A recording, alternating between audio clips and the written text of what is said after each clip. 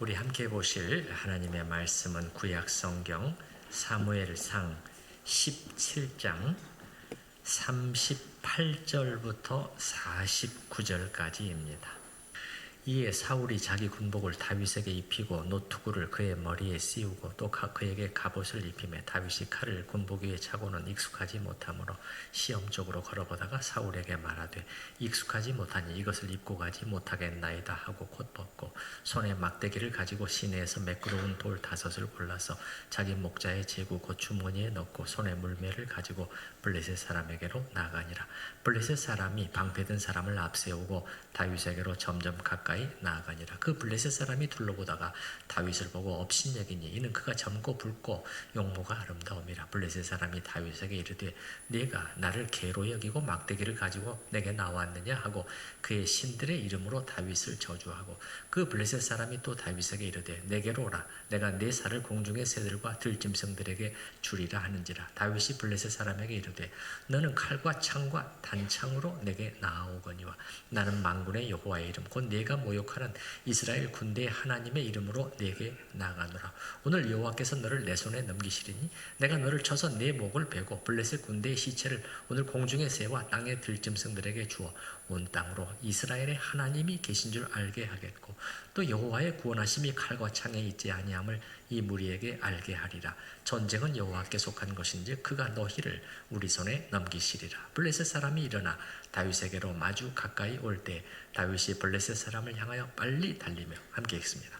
손을 주머니에 넣어 돌을 가지고 물매로 던져 블레셋 사람의 이마를 치매 돌이 그의 이마에 박히니 땅에 엎드러지니라. 아멘. 오늘 본문은 드디어 이제 그 다윗과 골리앗 사이에 접전이 이제 벌어지는 그 장면입니다. 여기 우리가 오늘 본문을 읽으면서도 조금 더 어느 쪽에 신경을 써야 되느냐면은 우리는 그 이제 다윗이 골리앗을 어떻게 이겼느냐, 이제 그 장면에 조금 더 주목할 수가 있는데 사실 그것보다도 더 중요한 것은 다윗이 하고 있는 말이에요. 다윗이 하고 있는 말, 그게 중요한 신학적인 의미들을 담고 있기 때문입니다. 우리 이제 38절부터 한번 보십시다.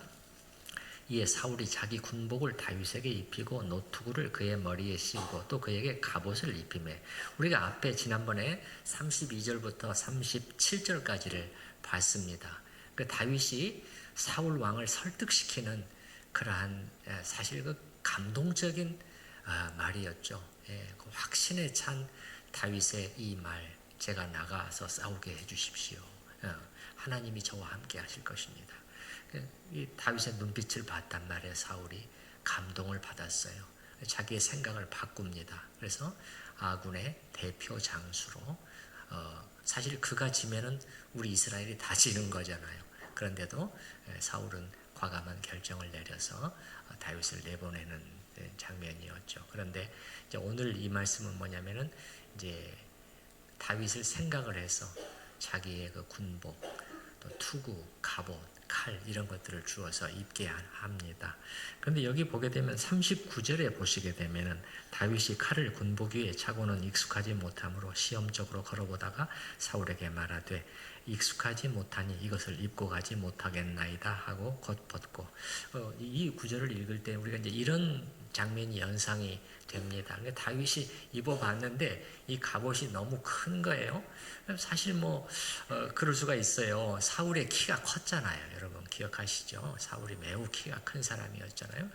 이 작은 다윗이 그런 것들을 입고 하니까는 이게 도저히 이게 맞지를 않는 거예요. 사이즈가 너무 커서.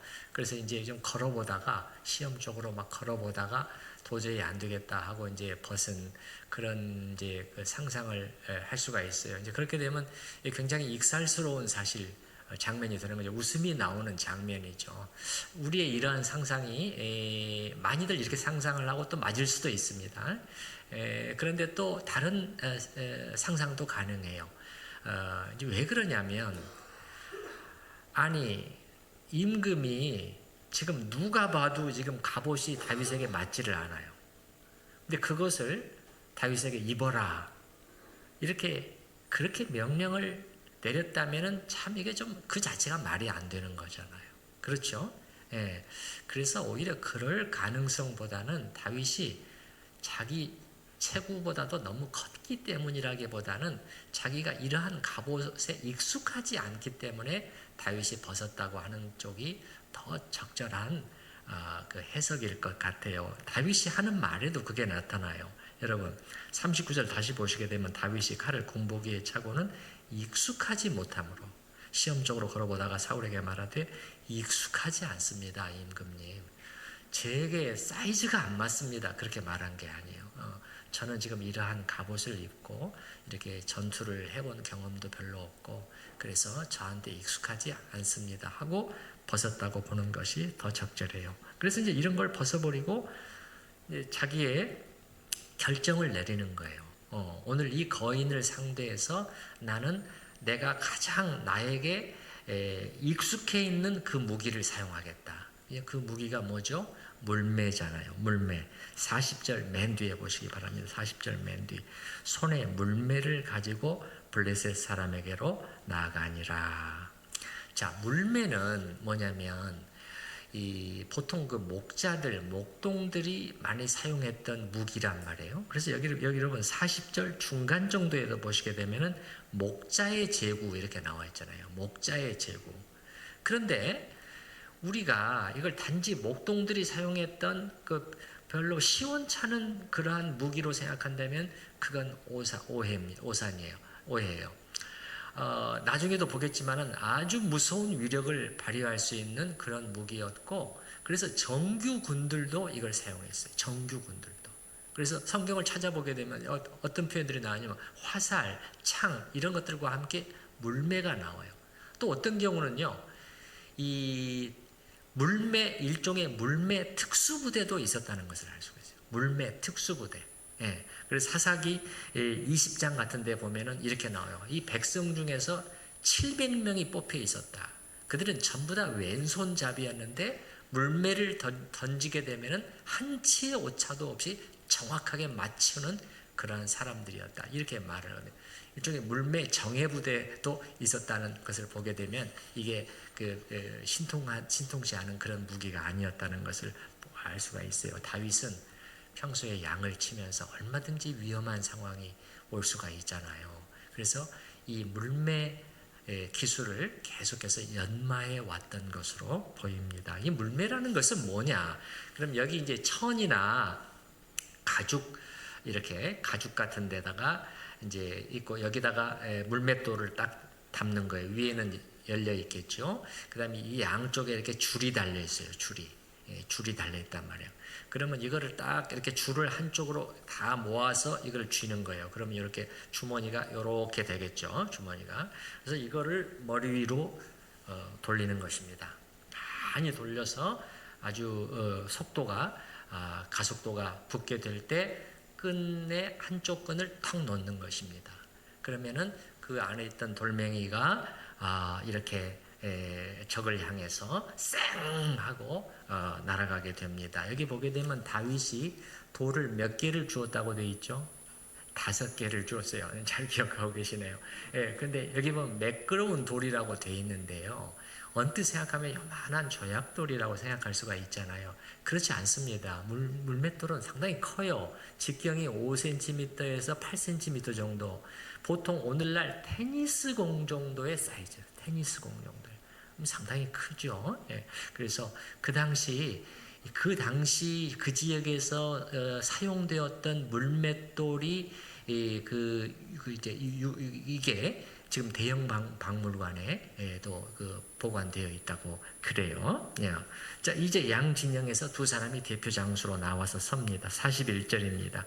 블레셋 사람이 방패든 사람을 앞세우고 있어요. 방패든 사람을 앞세우고 다윗에게로 점점 가까이 나아가니라. 그 블레셋 사람이 둘러보다가 다윗을 보고 업신여기니 이제 에게 하는 거죠. 가까이 와서 보니까 멀리서는 잘 몰랐는데, 그래서 이는 그가 젊고 붉고 용모가 아름다움이라. 애송이처럼 보였다는 것이에요. 그래서 이제 업신여기는 거예요. 무시하는 거죠. 이 43절에 블레셋 사람이 다윗에게 이르되 네가 나를 개로 여기고 막대기를 가지고 내게 나왔느냐 하고 그의 신들의 이름으로 다윗을 저주했다. 자기 신들의 이름으로 다윗을 저주했단 말이에요. 그러면 어떤 신이 거론됐을까? 주신이, 블레셋의 주신이 다곤 신이거든요. 그 외에도 몇 가지 신들이 그에게 있었어요. 그 신들의 이름을 계속해서 거명하면서 다윗에게 저주를 퍼붓고 있단 말이에요. 자, 신들의 이름을, 자기 하나님의 이름을, 자기 신들의 이름을 여기서 사용했다. 언뜻 보면은, 야, 이 중요한 순간에 자기 신들의 이름을 막 외치고 부르면서 다윗을 저주한 걸 보니까 이 골리앗은 그 신들을 굉장히 중요시하고 전적으로 이 전투에서 그 신들을 의지하고 지금 다윗을 상대하고 있구나 하는 생각이 들 수도 있지만 사실 우리가 그의 말과 그의 그 실제 행동의 모습에 괴리가 있는 것을 느낄 수가 있어요. 우리가 오히려 느낌을 받는 것은 이 골리앗은 그 신들을 의지하고 지금 싸우는 것하기보다는 자기의 큰 키와 힘 그리고 무엇보다도 그가 착용한 첨단의 장비들을 더 의지하고 있는 느낌이 들어요. 여러분 다윗의 모습과 얼마나 지금 대조가 되고 있습니까? 그렇죠? 우리 앞에서 봤어요. 앞에서 봤습니다. 5절에서부터 7절까지 저기 뭡니까? 골리앗이 자기의 온 몸을 머리끝부터 발끝까지 첨단의 장비와 무기로 쫙 이렇게 장착하고 나온 것을 볼 수가 있잖아요. 사실 골리앗은 이걸 더 의지하고 있는 모습을 우리가 그런 인상을 받는다는 것이죠. 거기다가 그것도 모자라서 어떻게 해요? 방패 든 사람을 큰 방패라고 했어요. 이건 큰 직각 방패, 작은 둥근 방패가 아니고 온몸을 가릴 수 있는 그 사람을 또 앞세워 가지고 이렇게 하고 있단 말이죠. 그러니까 골리앗이 우리에게 상징적으로 보여주는 모습은 뭐냐면은 입으로는 신을 말해요. 하나님을 말해요. 그러나 실제의 삶 속에서는 그 신보다는 다른 어떤 것을 더 의지하고 있는 그런 어떻게 보면 아이러니한 그 좀 안 맞는 모습을 보여주고 있는데 제가 왜 이 말씀을 드리냐면은 골리앗의 이런 모습이 우리에게도 있을 수 있기 때문입니다. 우리에게도 있을 수 있어요. 그래서 우리도 그렇잖아요. 하나님, 주님만 믿습니다. 이렇게 말은 그렇게 하지만 우리가 실제로 부딪혀서 사는 이 실제의 삶 속에서는 하나님보다는 어떤 다른 것들, 현실적이고 이 세상적인 그러한 수단들을, 그러한 자원들을 우리는 더 의지하면서 살고 있는 것은 아닌지 한번 좀 정직하게 돌아볼 필요가 있어요. 여러분은 정말 무엇을 가장 의지하고 사시나요? 여러분의 노후를 생각을 할 때 여러분이 어떤 것들이 여러분을 마음에 안심을 줍니까? 여러분이 장만해 둔 아파트입니까? 앞으로 나에게 계속해서 나오게 될 연금입니까? 아니면 내가 붙고 있는 보험이나 적금입니까? 만약에 여러분이 이런 상태에 있다면 통장의 잔고를 확인하고 이렇게 하면서 그것이 내게 안심을 줘요. 마음을 평안을 준단 말이에요. 그러면 사실 여러분은 하나님보다도 그러한 것들을 더 의지하고 있는 것이에요. 우리 정직해야 됩니다, 여러분. 그래서 우리는 그럴 때마다 통장의 액수가 얼마나 늘어났는가 그걸 확인할 때마다 기도해야 돼요. 무슨 기도를 해야 될까요? 하나님, 제가 어느새 하나님보다도 이걸 더 의지하고 있지는 않은지요. 저를 용서해 주세요. 하나님, 헛된 것에 제 마음이 이렇게 가 있군요. 주님, 제 마음을 지켜주세요. 제가 하나님을 저의 실제 하나님이 되게 해주시옵소서 라고 기도하실 수 있기를 바랍니다. 44절 보십시다. 그 다음에 그 블레셋 사람이 또 다윗에게 이르되 내게로 오라. 내가 네 살을 공중의 새들과 들짐승들에게 주리라. 공중의 새나 들짐승들은 뭐냐면은 이 독수리, 이렇게 하이에나 이런 것처럼 죽은 고기를 먹는 짐승들을 말해요. 너의 살을 그들에게 주겠다는 것은 뭐냐면 내가 너를 죽인 후에 땅에 매장되도록 내가 안 하겠다. 그렇게 해서 이들이 다 너를 뜯어먹고 쪼아먹게 하겠다는 그러한 좀 오싹하는 그 말이죠. 이게 단순한 위협만은 아니에요. 여러분 사무엘상 맨 뒷장에 거기에 되면 블레셋과 다시 전투가 벌어지잖아요. 그때 사울 왕과 이스라엘이 지고 사울 왕과 그의 아들들이 전사해요. 블레셋이 어떻게 했느냐, 그 시체들을 성벽 있잖아요, 성벽 위에 못 박아서 전시해 놨어요. 그럼 어떻게 돼요? 이런 새들이, 독수리나 이런 것들이 나와서 쪼아먹는 거죠. 쪼아먹는 거죠. 얼마나 비참한 모습, 얼마나 끔찍한 모습이에요. 그래서 어떻게 했냐면은 이스라엘의 그 경건하고 용감한 몇 사람이 나선 거예요. 그래서 그 곳에 잠입을 해 들어가 가지고 그 왕의 가족들의 시신을 탈취해서 밤새 달려왔다고, 밤새 달려와서 정중하게 이렇게 장례를 치러드린 그러한 기록이 나옵니다. 그러니까 단순한 위협만이 아니고, 아무튼 근데 이런 골리앗 앞에서 말이죠, 다윗의, 한번 여러분 오늘 우리가 본문을 다윗이 하는 말을 봤잖아요. 여러분이 받는 느낌은 뭡니까? 다윗이 뭔가 위축되어 있나요? 그런 모습입니까? 전혀 아니잖아요. 전혀 아니잖아요. 지금 여러분 보세요. 이스라엘 백성들이 전에 보면 앞불을 봤잖아요. 쫙 양진영에 나와서 이제 함성을 지르면서 서로 막 사기를 북돋우고 그러잖아요. 창을 막 치면서 그걸 보면은 로마 군인들도 보면은 그렇게 해가지고 막 용기를 북돋우고 적을 막 이렇게 누르려고 하잖아요. 그런데 그렇게 하다가도 골리앗이 등장해서 소리 지르기 시작하면 이쪽이 조용해져요. 너무 무서운 거예요. 너무 무서운 거예요. 그래서 그냥 쥐 죽은 듯이 조용해요. 막 뒤로 물러나는 거예요. 그런데 지금 다윗은 그러한 골리앗이 멀리서만 봐도 그랬는데 지금 눈앞에 보고 있단 말이에요. 이 무시무시한 사람이 온몸을 쫙, 이게 어디 뭐 들어갈 틈이 없어요. 들어갈 틈이. 찌를 틈이 없다고, 찌를 틈이. 그런 다윗 앞에 섰고 막 골리앗의 입에서는 그냥 그 심한 저주와 욕설과 그냥 그런 위협의 말들이 막 폭풍처럼 쏟아져 나오고 있단 말이에요. 그러면은 이 좀 기가 죽을 법도 한데 이게 힘이 쭉 빠져요. 힘이 쭉 빠져야 되는 거죠. 물맷돌을 들림도 없어져야지 맞는 거예요. 그렇지 않습니까? 근데 다윗은 조금도 기가 죽지를 않아요. 여러분 우리가 봤지 않습니까? 45절, 46절 다윗이 하는 말을 보면은요, 47절 참으로 당당한 다윗의 모습, 그런 모습을 보는데 왜 이 말씀을 드리냐면 우리에게도 이런 자세가 필요하기 때문입니다. 여러분 다윗이 이렇게 당당했기 때문에 골리앗을 향해서 돌진할 수 있었고 그래서 그를 무너뜨릴 수 있었던 것입니다. 다윗이 만약에 그냥 힘이 쭉 빠져 있으면 어떻게 골리앗을 상대할 수 있었겠어요? 그냥 한 칼에 나가는 거죠. 한 칼, 창을 한번, 언월도를 한번 휘두르기만 하면은 몸이 절반으로 쫙 쪼개지는 거죠. 근데 다윗이 그렇지 않았어요. 아주 자신감 있게 응하고 있는 것은 우리가 확실하단 말이죠. 말씀을 일일이 찾아보지는 않겠지만, 그러니까 왜 그러냐면 우리에게도 제가 지난번에 골리앗과도 우리도 골리앗이 있어요. 우리도 골리앗을 이겨내야 된단 말이에요.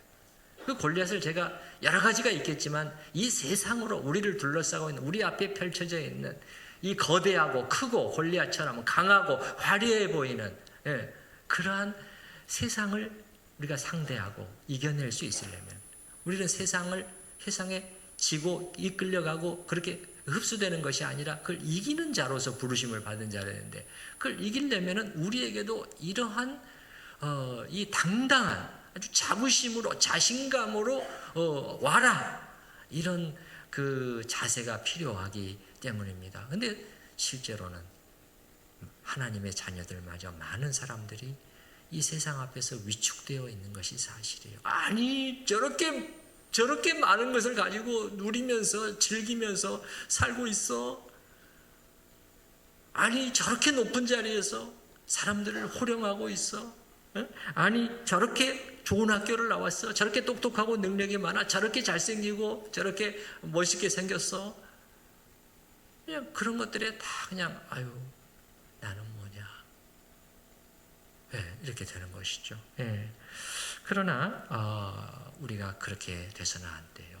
여러분 우리가 꿀릴 이유가 조금도 없다고 말씀드렸지 않습니까? 다윗은 그 배경 때문에 꿀리지 않았던 거예요. 맞습니까? 우리에게도 배경이 확실하잖아요. 배경이 확실해요. 하나님이 우리 편이세요. 맞습니까? 그리고 그 구원이 우리 쪽에 있잖아요. 구원이 우리 거라고요. 그들이 아무리 큰 소리 쳐도 그 결과는 우리가 확실하다는 것을 알고 있기 때문에 그런 면에서 우리는 좀 더 자신감을 가지고 살아야 됩니다. 다시 한번 부탁드립니다. 여러분 이 세상에서 정말 속된 말로 쫄지 마십시오. 쫄지 마세요. 그리고서 하나님을 내가 등에 업고 좀 자신감 있게 사실 수 있기를 바랍니다. 그래야지 우리가 이겨낼 수가 있어요. 자, 그러면 다윗은 어떻게 이렇게 될 수 있었을까? 어떻게 이렇게 될 수 있었을까요? 이렇게 생각을 해봤습니다. 그의 마음속을 크신 하나님이 쫙 가득 채우고 있었기 때문에 유진 피터슨 목사는 참 멋있는 말을 했는데 골리앗으로 흠뻑 적셔져 있는 마음이 아니라 하나님으로 흠뻑 적셔진 마음이 그날 승리를 가져올 수 있었다. 흠뻑 적셔져 있다는 것은 뭡니까 여러분? 그냥 완전히 그냥 젖어 있어요. 다른 말로 하면은 그냥 그 마음과 생각을 꽉 채우고 있다 이거 아니겠습니까? 꽉 채우고 있다, 꽉 채우고 있다. 지금 많은 사람들은 제가 지난번에 말씀드렸잖아요. 골리앗으로 생각으로 꽉 채워져 있단 말이에요. 골리앗, 어떻게 해야 되나 막 전부 다 그것만 묵상하고 있는데 다윗은 그 앞에서도 그 전에도 그랬지만 사울 왕과 대화할 때도 마찬가지였지만 그 앞에서도 마찬가지예요. 탁 골리앗이라는 거대한 현실을 대면했지만 여전히 그의 마음을 채우고 있는 것은 적셔져 있는 것은 크신 하나님이었다. 크신 하나님. 다윗은 하나님을 생각하고 하나님을 묵상했어요. 그렇게 해서 그 하나님이 그의 마음을 꽉 채우고 있었던 것입니다. 뭐만 봐도 알 수 있느냐? 그가 하는 말 중에서 끊임없이 여호와 하나님이 나와요. 여러분 사람이 무슨 말을 마음에 가득한 것이 뭐예요? 입으로 나오게 돼 있죠. 맞습니까?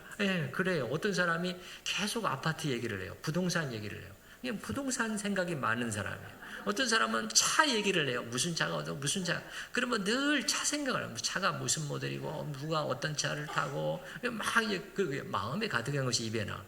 다윗의 입에서는 계속 여호와 하나님이 나오고 있어요. 여러분 한번 잠깐 확인해 보십시다. 45절 빨리 확인해 보겠어요. 45절 중간 정도에 보면 나는 만군의 여호와의 이름, 조금 뒤로 가게 되면 이스라엘 군대의 하나님의 이름 나오죠. 하나님. 46절 오늘 여호와께서 이렇게 말해요. 저 뒤쪽에 46절 더 뒤쪽 온 땅으로 이스라엘의 하나님이 계신 줄. 47절 또 여호와의 구원하심이 뒤쪽에 가게 되면 전쟁은 여호와께 속한 것인지 보이시나요? 하나님이 그의 마음을 채우고 있었기 때문에 다윗은 이렇게 하나님으로 흠뻑 적셔져 있었기 때문에 골리앗 앞에 섰어도 전혀 기가 죽지 않을 수 있었다는 것입니다. 우리도 그렇게 해야 돼요. 우리도 세상을 자꾸 여러분 세상에 화려한 것 저렇게 대단한 거 저렇게 똑똑한 사람 저렇게 대단한 뭐 저렇게 높은 건물 저 무슨 빌딩 이거 하늘을 치솟는구나 뭐 비행기를 요트를 가지고 있다고 자가용 비행기를 타고 여행 다닌다고 아니 그런 걸 묵상하지 마시고 어떤 연예인이 또 어떤 삶을 산다 그러면 또 그걸 자꾸 생각하지 마시고 그건 그들의 삶이에요. 왜 우리가 남의 삶에 우리의 인생을 자꾸 이렇게 두는지 그렇게 해서는 안 됩니다. 우리는 우리의 인생을 나의 인생을 살아가야 되는 것이죠. 나의 인생을 살아가야 돼. 그래서 하나님을 묵상하고 하나님이 내 안에서 커지셔야 되죠. 그 하나님이 나의 이 성경의 하나님이 되어야 돼요. 여러분 제가 말씀드린 것은 여러분이 입으로 말씀하시는 그 하나님을 말하는 것이 아닙니다. 각 사람마다 자기 마음의 은밀한 내면에 하나님으로 생각하는 그 어떤 상이 있어요. 이미지가 있습니다. 그 이미지가 성경에서 말씀하시는 그 하나님의 이미지와 같으냐? 너무 차이가 많아요, 보통은요. 그게 우리의 문제입니다. 근데 착각을 하고 있어요. 내가 이렇게 찬양하고 있기 때문에, 내가 이렇게 기도하고 있기 때문에, 내가 이렇게 말하고 있기 때문에 성경의 하나님이 나의 하나님이 되어 있다고 착각을 하고 있는 경우가 많아요. 그게 아닙니다. 바꿔야 됩니다. 정말 그렇게 하려면 하나님으로 내가 계속 채워질 수 있어야 돼요. 하나님이 커지시고 정말 그 의로우신 하나님, 나의 의로우신 하나님, 하나님을 향한 사랑과 경외심을 자기 마음속에 채우도록 하고, 마음에 이 사랑의 부드러운 어떤 훌륭한 하나님의 사람은 이렇게 표현을 했어요. 시적인 표현이죠. 너의 마음이 하나님을 향한 사랑의 감동의 물결이 잔잔하게 일어날 수 있도록 해라. 하나님을 정말 알게 되면 이 감동의 물결 같은 것이 우리 안에 쫙 파고가 쫙 퍼져나가 우리의 마음을 달콤하게 해줘요. 달콤하게. 예, 그래서 다윗은 이렇게 했기 때문에 골리앗 앞에 주눅들지 않을 수 있었어요. 자, 이제 싸움이 시작이 됩니다. 48절에 블레셋 사람이 일어나 다윗에게로 마주 가까이 올 때 다윗이 블레셋 사람을 향하여 빨리 달리며, 여러분 여기 보게 되면 두 사람의 지금 행보가 표현이 차이가 있어요. 그 블레셋 사람 골리앗은 올 때 이렇게 되어 있잖아요. 올 때 이거는 걸어온 모습이에요. 걸어오는. 근데 다윗은 어떻게 했어요?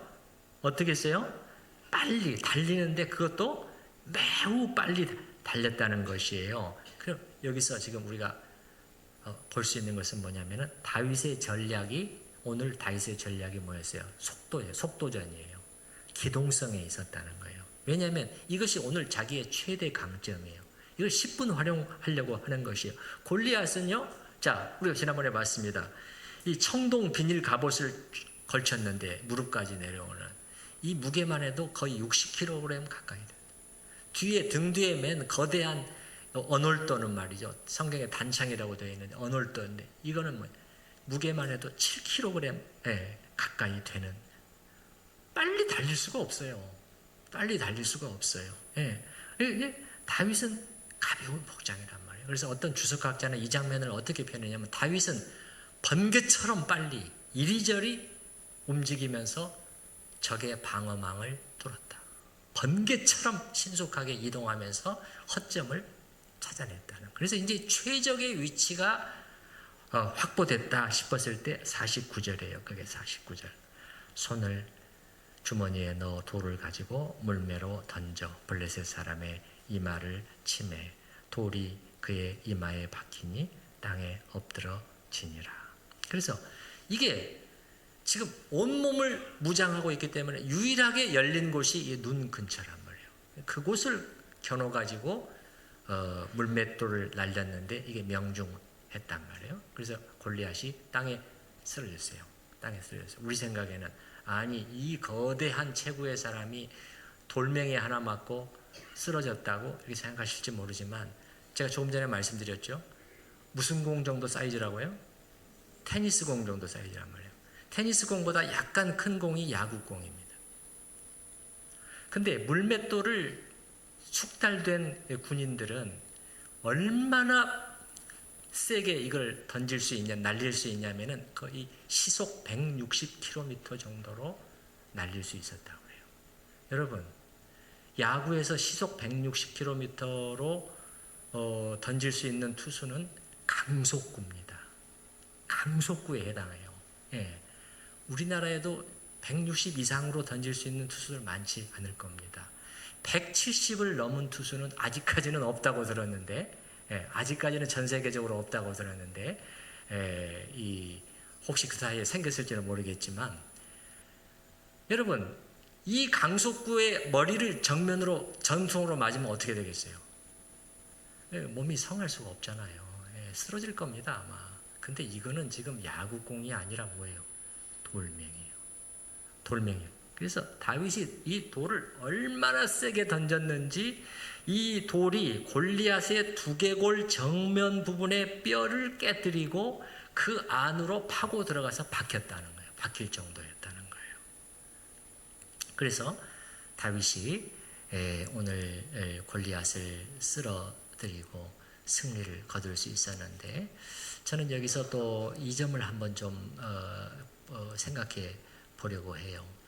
다윗이 이렇게 쭉 해온 것과 그가 이제 승리를 거둔 그 사이에서 다윗 인간이 하는 것 부분과 하나님이 하시는 부분이 어떤 관계 속에서 서로 작용하는지를 좀 생각해 보려고 해요. 자, 먼저 다윗은 놀고 있지 않았습니다. 다윗은 다윗의 인간편에서 최선을 다하고 있었어요. 네, 분명합니다. 그냥 한가하게 하나님이 해주실 테니까 그냥 헐렁헐렁 해가지고 요거 물맷돌 하나 들고 어떻게 되겠지, 하나님이 해주시면, 그런 자세는 결코 아니었어요. 그동안에도 계속 자기의 기술을, 무용을 연마해 왔고, 그 다음에 치밀한 준비를 하고, 오늘의 전략이 딱 세워집니다. 신속하게 움직이다가 위치를 확보하면 유일하게 노출된 눈 주위를 공략한다. 이렇게 했잖아요. 이게 다윗이 철저한 지금 준비와 진행이란 말이에요. 예. 그리고 여기에다가 도움이 됐다면은 골리앗이 방심했을 것입니다. 저 위에 나와 있습니다만 42절, 43절 애송이로 봤잖아요. 경계심을 좀 풀었을 수도 있어요. 다윗에게 도움이 됐을 수도 있습니다. 그러나 오늘 승리의 결정적인 원인이 하나님께 있었다는 것은 분명해요. 하나님께 있었다는 것은, 예. 여러분, 아무리 솜씨가 좋은 군인이라고 해도 이게 지금 총을 겨누어서 쏜 것도 아니잖아요. 물맷돌을 던져서, 그것도 움직이는 타겟입니다. 타겟이 지금 멈춰 서 있지를 않아요. 움직이는 타겟, 그것도 살짝 나와 있는 급소를 명중한다는 것은 매우 어려운 일입니다. 매우 어려운 일이에요. 예. 그런데 이제 이게 우리가 여기서 봐야 되는 것은, 다윗도 다윗 나름대로 최선을 다해서 이 전투에 임했지만, 그러나 그 뒤에 또 하나님의 손이 어떻게 작용하고 있었는가, 그걸 함께 봐야 돼요. 예. 다윗 자신의 고백이 나오지 않습니까? 여러분 37절에서부터 보면은 오늘 하나님께서 저에게 이러이러하게 해 주실 것입니다. 다윗이 하는 말이 그게 다윗에게 중요한 것이었어요. 그리고 여기 오늘 읽은 본문에서도 한번 보시게 되면은 46절 오늘 여호와께서 너를 내 손에 넘기시리니, 이거예요. 다윗이 믿었던 것은 자기 물매 실력이 아니었습니다. 물매 실력이 아니었어요. 그 다음에 47절에서 마찬가지예요. 또 여호와의 구원하심이 칼과 창에 있지 아니함을. 그러니 물매에도 당연히 있지 않은 걸 다윗은 알고 있었단 말이에요. 주여 저의 이 손을 붙드시옵소서. 주여 하나님께서 행하시옵소서.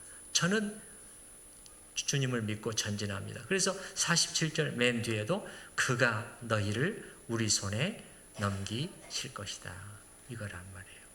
그래서 이 19세기에 어떤 화가가 그린 그림에는 이런 장면이 있다고 그래요. 제가 보지는 못했는데, 골리앗과 다윗이 마주 서 있고 다윗이 이제 머리 위로 물맷돌을 돌리기 시작하는데, 그런데 저 위에 하늘에서는 창조주 하나님의 두 손가락이, 한 손가락은 골리앗 위에, 한 손가락은 다윗 위에 딱 걸쳐져 있는 거예요. 하나님께서 그 물맷돌을 이끄시는 거죠. 정확하게 급소에 꽂히도록 그렇게 하신 것이죠. 그래서 제가 말씀드리려고 하는 것은 이 두 가지가 우리가 같이 간다는 것입니다. 우리 인간이 하는 부분과 하나님이 하시는 영역이 신비하게 겹쳐져 있어요. 우리는 둘 중에 하나를 무시하는 경향이 있어요. 그러면 치우쳐야 돼요. 그래서 우리가 신앙생활을 할 때도, 또 성화를 위해서 우리가 부단히 애쓸 때도, 성화라는 게 뭡니까? 죄를 이기는 것이요, 세상 욕심을 이기는 것이요, 모든 정욕을 이겨내고 거룩한 삶을 살아가는 거 아닙니까? 또 우리가 교회를 섬기고 모든 봉사를 하고 이런 모든 곳에서도 과정에서도 마찬가지예요. 이렇게 하시면 안 돼요. 하나님이 다 하시겠지. 우리 장로교 개혁파 하나님 주권 사상이잖아. 하나님 주권 사상이 하면서 자기는 노력을 하지 않으려고 하는 거예요. 이것도 잘못이고. 또 이쪽에서는 뭐냐면 아이고 결국은 다 나한테 달려 있는 거지. 하나님이 뭐 개입하신다는 것은 그건 이루어져야 말이지.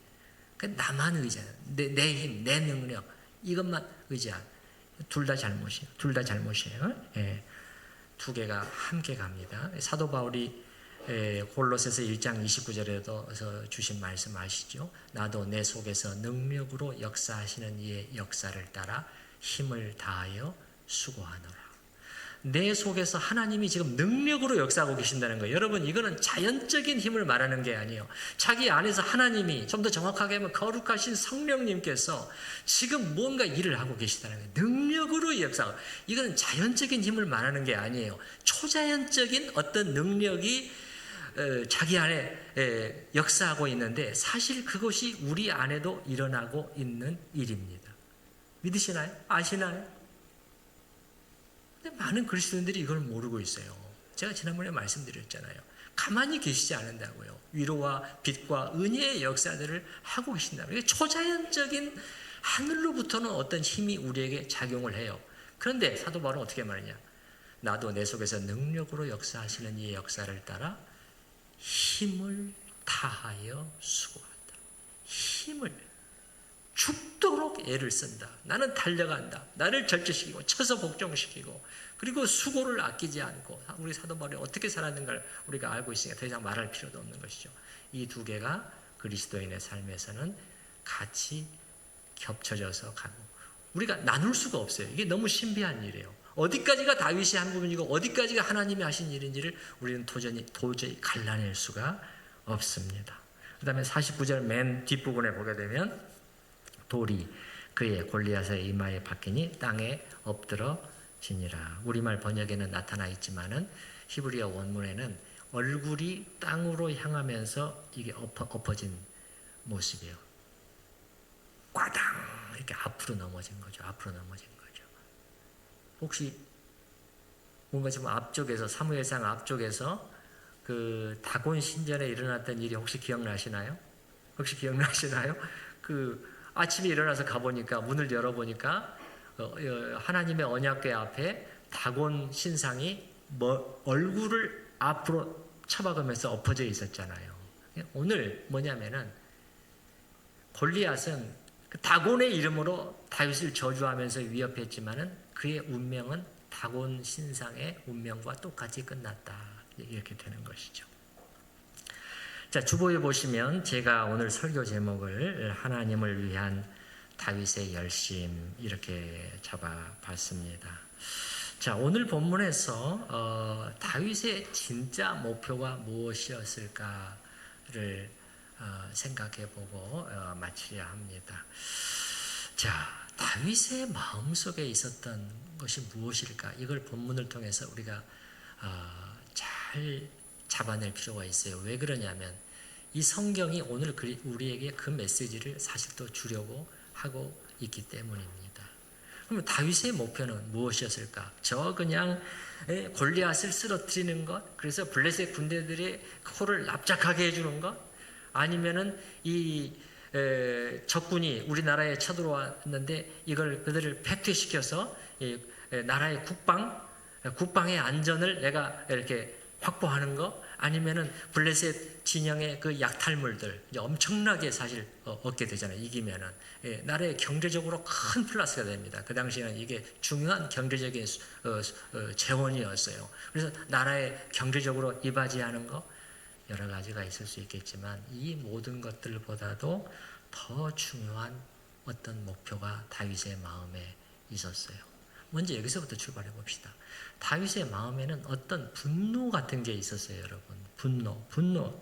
아니 어떻게 이 할례 받지 못한 자가 하나님의 이름으로 불리는 우리를 이렇게 우리를 향해서 끊임없이 모욕을 가하고 있는데 어떻게 우리는 이렇게 그 앞에서 완전히 한마디도 못하고 꼼짝달싹도 하지 않고 있단 말인가? 이게 다윗을 힘들게 만들었다고 했잖아요.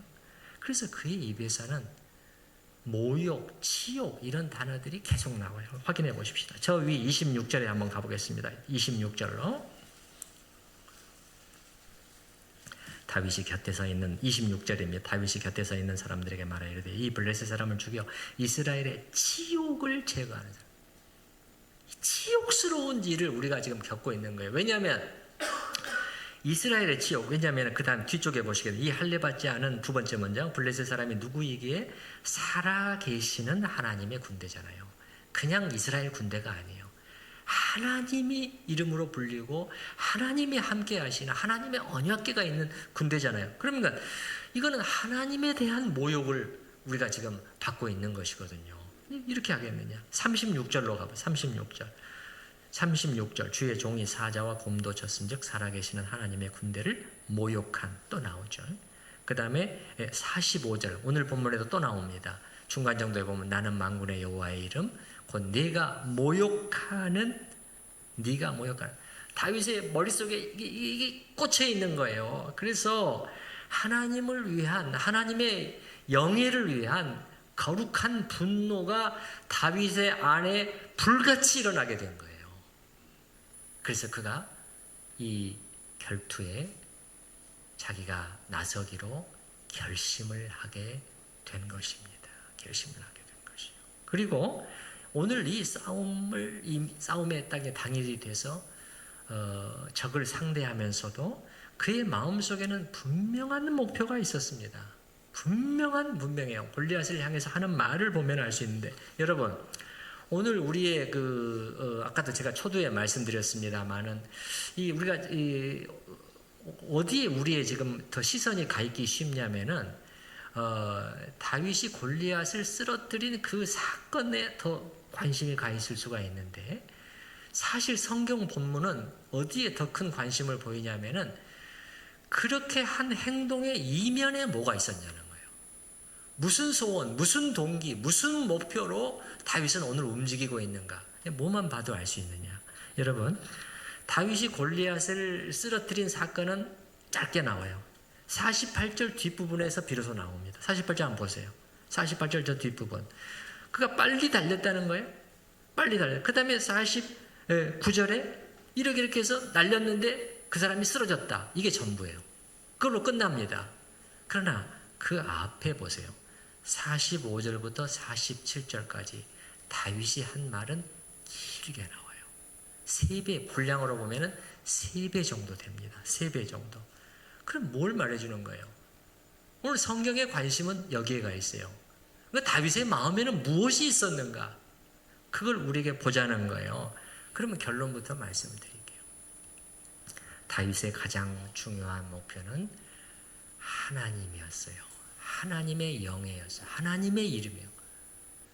그 이름이 땅에 떨어지는 것을 자기가 보고 있을 수 없고 그 영예가 다시 회복되도록 하고 그렇게 해서 온 땅으로 하여금 이스라엘뿐만 아니라 블레셋뿐만 아니라 자기 주변의 모든 나라 모든 민족들로 하여금 이 하나님이 이스라엘의 하나님이 어떤 분이시라는 것을 그들이 알고 인정하게 하는 데 있었다고요. 자, 이거 한번 보시기 바랍니다. 46절 저 뒷부분에 보세요. 46절 온 땅으로 보이죠? 거기서부터 한번 같이 읽어보겠습니다. 온 땅으로 이스라엘의 하나님이 계신 줄 알게 하겠고. 보이시나요? 나 다윗의 이름이 아니라 하나님의 이름이 알려지게 하는데 다윗의 목표가 있었어요. 여러분, 우리 같으면 어떻습니까? 우리 같으면 어때요? 이야, 저 사람 오늘 내 손에 탁 쓰러뜨리면 함성이 일어나고 나는 일약 히어로가 되겠지. 영웅이 되겠지. 다윗은 그건 두 번째예요. 여기 잘 보시라니까요. 온 땅으로 이스라엘의 하나님을 알리겠다는 거예요. 그래서 다윗의 마음속에는 목표가 이것인 거예요. 지금 달려나가면서 쫙 이제 자신의 승리의 소식이 주변 온 나라에 퍼질 것은 확실하잖아요. 예? 여러분, 우리가 지금 가까운 나라에서 전쟁이 벌어져요. 얼마나 초미의 관심사가 되겠습니까? 그때도 마찬가지예요. 이게 좀 쫙 다 지금 보고 있는 것입니다. 그리고 저 막 무시무시한 거인을 맞상대하게 됐대. 이스라엘은 끝난 거 아니야? 막 이제 그러고들 있는 상황 아닙니까? 근데 자기의 승리의 소식이 그들에게 전해진다는 거예요. 그러면 그들이 이스라엘의 하나님을 생각하게 해주고 싶은 거예요. 나 다윗이라는 사람을 생각하게 해주고 싶은 것이 아니에요. 그거는 두 번째라니까요. 다윗의 마음속에 하나님의 이름을 위한 열정이 그를 움직이고 있었어요. 우리 주기도문에 나오는 표현을 다시 사용해 보면 하나님의 이름이 거룩히 여김을 받으셔야 된다. 우리 이스라엘 땅에서뿐만 아니라 온 주변의 나라들 속에서도 하나님의 이름이 높아져야 된다. 이게 다윗의 마음속에서 있었던 열정이란 말이에요. 예. 그래서 그가 이제 그 다음 47절에서도 마찬가지예요. 그 다음 47절에서도 또 알게 하리라. 40절. 또 여호와의 구원하심이 칼과 창에 있지 아니함을 이 무리에게, 이 무리 모든 사람들에게 어떻게 하리라? 알게 하리라. 그래서 데이비드 버드라고 하는 그 구약학자는 이 부분을 추석을 하면서 이것이 우리가 다윗에게서 볼 수 있는 선교적 마인드다. 선교적 마인드라는 거예요. 그러니까 다윗은 이스라엘에 자기가 앞으로 왕이 될 것을 기름 부음을 받았으니까 이미 알고 있잖아요. 그때가 언제일지는 모르지만 왕이 되기 전부터 나의 중요한 사명 중에 하나가 뭔가, 그리고 하나님의 백성 이스라엘의 또 사명이 뭐냐는 거예요. 그냥 우리만 잘 돼? 우리만 강하고 잘 되면 되는 거, 그게 아니에요. 이스라엘이 빛이 되는 거예요. 여기는 하나님이 임하시고 하나님의 말씀이 있고 제사가 있고 예배가 있고 거룩한 삶이 있고 쫙 이스라엘이 빛을 발하는 거예요. 그래서 이 빛을, 이 시온에서 비치는 빛을 모든 나라가 보도록 하는 거, 그게 하나님의 계획이었잖아요. 그렇죠? 그 실패했어요. 결국 실패했지만은 다윗은 그것을 알고 있었어요. 우리 이스라엘의 목표는 하나님의 이름을 높이고 이 거룩하신 이름을 만방에, 온 세계 열방에, 오늘날 용어로 하면 열방이잖아요. 열방에 선포하고 알리는 것이에요. 그래서 그런데 거기서의 출발점은 뭐냐? 다윗 자신에게서 내가 하나님의 이름을 높이고 존귀하게 하리라. 여기서 출발했단 말이에요. 이것이 지금 여기까지 쫙 이어지고 있는 것이죠. 우리 교회의 사명도, 교회의 선교적인 사명을 우리가 많이 말하잖아요. 교회는 선교적인 사명을 가지고 있다. 그럼 이건 뭡니까? 우리 구원의 하나님을 우리가 알리는 거잖아요. 선포하고 드러내는 거잖아요. 그 다른 표현으로 하면은 복음 안에 나타난 하나님의 영광을 알게 하는 거예요. 복음 속에 나타난 이 화목의 사건 속에서 하나님이 어떤 일을 하셨는가, 그 아름다우심을, 그 영광을, 그 의로우심을, 그 은혜를, 그 사랑을, 그 하나님의 희생을, 그것을 우리가 드러내서 알리는 거예요. 그게 복음을 전하는 것이란 말이에요. 그래서 제가 말씀드렸잖아요. 전도, 선교, 이게 무슨 숫자, 사이즈 키우는 전도가 돼서는 안 된다. 그거는 이기주의로 가버린다. 교회 이기주의로 가버리기 때문에 안 된다고 했습니다. 다윗이 지금 여러분 이렇게 지금 그 목표를 가지고 선교적인 사명을 가지고 뛰쳐나갈 때 다윗의 마음속에 사이즈 키우는 것에 관심이 있었습니까? 그렇게 해서 우리 이스라엘 나라가 더 부강해지고 더 커지고 거기에 관심이 있었어요? 아니잖아요. 아니에요. 하나님입니다. 하나님의 이름이 존귀히 여김을 받으셔야 된다. 여기서뿐만이 아니라 온 열방 속에서 우리도 마찬가지라는 거예요. 우리도 나에게서 출발해야 됩니다. 주님, 저를 통해 존귀를 받으시옵소서. 저의 생각을 통해서, 제 입술에서 나오는 말을 통해서, 저의 삶, 저의 섬김, 저의 예배, 저의 봉사, 저의 모든 것을 통해서 주님이 존귀를 받으시옵소서. 이렇게 하면서 이렇게 할 때 이 교회가 정말 진정한 예배 공동체로 딱 세워질 때 그걸 통해서 빛이 이방에 전달되고 하나님께서 그들 속에서 나타나실 수 있습니다. 자, 우리가 들은 말씀을 생각을 하면서 같이 기도하는 시간을 잠깐 갖겠습니다.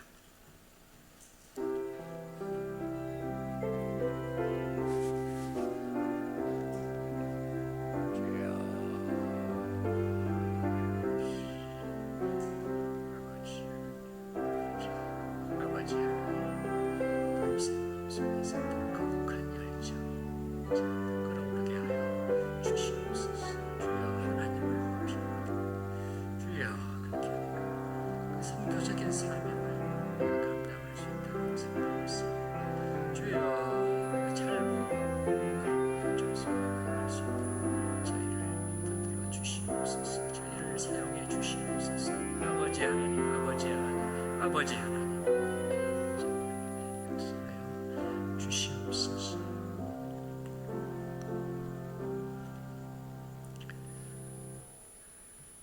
입으로는 신을 말하면서도 실제 현실 속에서는 다른 것들을 의지하는 골리앗의 모습 속에서 저희 자신의 모습을 볼 수 있지는 않은지 돌아봅니다. 주여, 주여, 하나님을 실제 하나님으로 저희가 모시고 살게 하여 주시옵소서. 저희의 인생을, 노후를 포함해서 저희의 인생을, 또 저희 아이들의 인생을 책임지시는 분이 과연 누구인가? 그게 돈인가? 무엇인가? 아무것도 아니라는 것을, 오직 하나님만이 끝까지 저희를 책임지시는 분이라는 것을 잊지 않게 하여 주시옵소서. 하나님을 향한 다윗의 열심을 저희는 보았습니다. 주여, 이러한 열정이 저희 안에 일어나게 하여 주시옵소서. 우리가 복음을 전하는 것을 말하기 전에 과연 우리의 목표가, 우리 삶의 목표가, 그리스도인으로서 우리가 예배드리는 목표가, 교회의 목표가 과연 무엇이어야 될 것인지를 생각하게 하여 주시옵소서. 참으로 하나님의 거룩하신 이름이 드러나고 높아지고, 그리고 그러한 빛이 우리를 통해서 사방에 드러나는, 하나님의 영광이 드러나는 그러한 이 전도, 그러한 선교, 그러한 역사가 있게 하여 주시옵소서. 참으로 우리가 하나님을 높이는 교회로 나아갈 때 그것이 전도와, 진정한 전도와 선교로 이어질 수 있다는 것을 잊지 않게 하여 주시옵소서. 예수님의 이름으로 기도하옵나이다. 아멘. 찬송가 353장인데요. 353장, 십자가 군병되어서 우리가 부르실 때 좀 길기 때문에 이렇게 부르도록 하겠습니다. 1절과 2절을 부르고 후렴을 부르고, 또 3, 4절을 부르고 후렴, 5절은 전체를 다 같이 부르도록 하겠습니다.